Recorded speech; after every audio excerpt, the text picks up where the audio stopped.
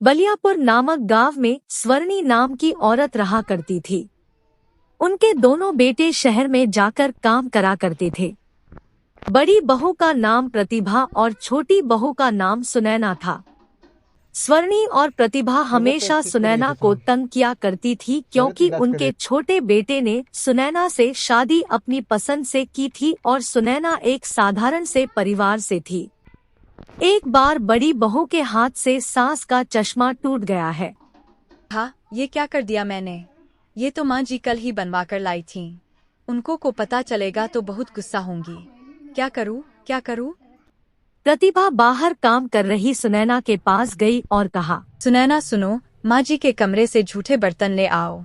ठीक है दीदी, अभी ये लाई। सुनैना जैसे ही माँ जी के कमरे में गई तो उसने देखा कि चश्मा नीचे टूटा हुआ है।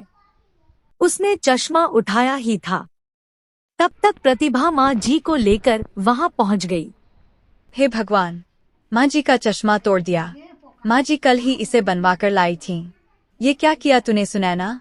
कोई काम ध्यान से नहीं करती हो तुम, कितना नुकसान कर दिया। ये क्या कर दिया तूने? जब से आई है नुकसान पे नुकसान किए जा रही है।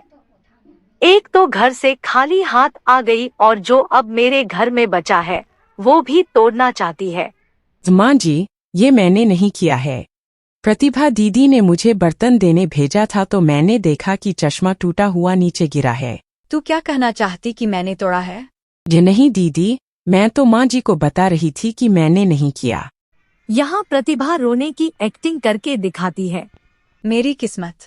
देखो ना माँ जी, आपने देखा ना, आपके सामने मुझे गलत बना रही है।